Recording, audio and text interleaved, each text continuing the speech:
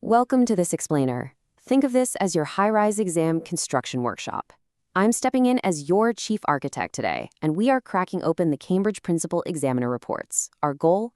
To lay down an unshakable foundation for Cambridge Mathematics 9709.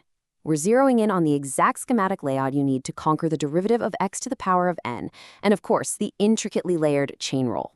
These are load-bearing topics, folks, so let's get right into how to engineer those top-tier grades today. Okay, let's stress test this right out of the gate. You know the math, right? You've memorized the formulas. But why do so many students completely bleed easy marks when they have to apply these core concepts to completely unfamiliar contexts? Well, imagine two different builders on our site tackling a complex, high-tariff chain rule question. First, we have Alex.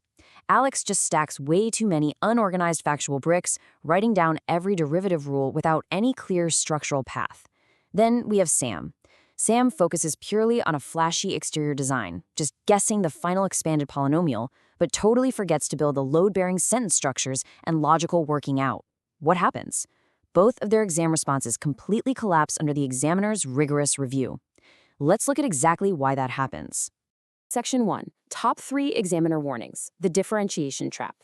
What's really fascinating here is that the biggest structural failures aren't actually about getting the fundamental calculus wrong. Nope.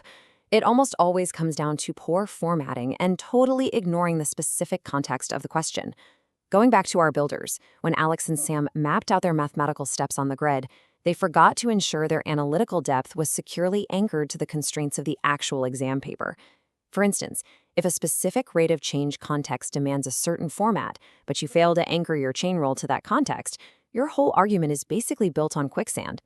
Now, this brilliantly illustrates your ultimate safety net. Skipping your working out is literally academic sabotage. Let's say you apply the chain rule perfectly, but you make a tiny, basic arithmetic crack right at the top floor, at the very end of your calculation. Showing your distinct derivative steps is the scaffolding that saves your grade. The examiners are giving us a massive alert here. Even if your final numerical answer is completely off, those method marks act as vital steel pillars that can single-handedly rescue your overall score. Section 2. The procedural framework, your antidote to unfamiliar contexts. Identify key elements, apply relevant principles, execute analysis with clear working, verify results, and present in an appropriate format. This standardized sequence is how you guarantee your calculus survives any rigorous marker review.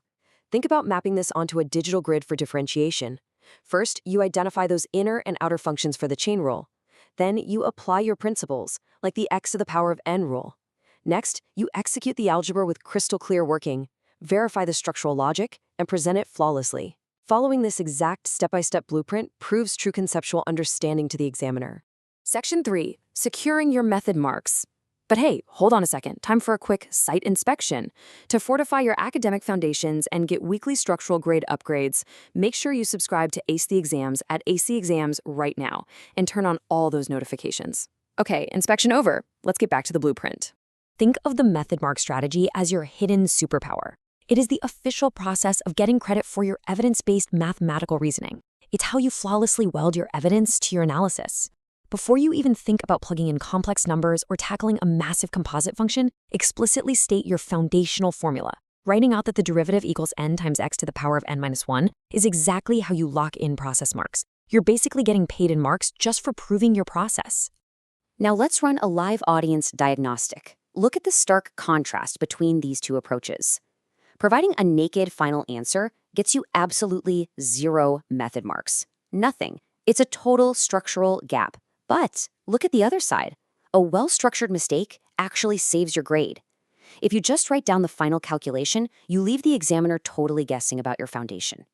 Showing clear, systematic working out for every single layer of the chain rule is exactly how you stress test your own framework and lock in those crucial marks. Section 4. Mastering Exam Strategy. The final polish. The examiners want to see you seamlessly deconstruct, solve, and evaluate. How many times have you calculated a derivative, gotten some massive, unwieldy fraction, and just moved on? Imagine a 60-second visual countdown timer ticking down right now. Checking if your final derivative actually makes logical sense given the original function's curve is absolutely vital. Checking for reasonableness is a fundamental part of the protocol. You need to find that algebraic gap before the examiner does, otherwise you're looking at a total mark drop. And what if a really complex question requires you to evaluate alternative mathematical approaches? Say, deciding whether to use the chain rule versus expanding a polynomial entirely before differentiating. You must show your logical reasoning. Comparative analysis demands that you identify both similarities and differences. Demonstrating exactly why one method is more efficient or less prone to structural error elevates your entire answer to the highest evaluative tier of the assessment framework. The final build inspection is here. Your final presentation has to follow strict mathematical conventions. Using proper headings, appropriate formats, and perfectly clear annotation is non-negotiable. Using correct terminology, like clearly distinguishing between y, dy over dx, and f prime of x, is exactly what locks in those final crucial marks. Think of these as the absolute unbreakable rules of equation engineering. So, as we wrap up this explainer workshop, ask yourself, when you sit down for that exam, are you just rushing to calculate a final answer, or are you strategically proving your mathematical mastery every single step of the way? Are you just throwing bricks, or are you engineering a masterpiece? Keep building those solid academic foundations, and before you go, don't forget to subscribe to Ace the Exams at Ace the Exams, click that notification bell, and drop a comment below with your subject and level. We'll see you on the next build.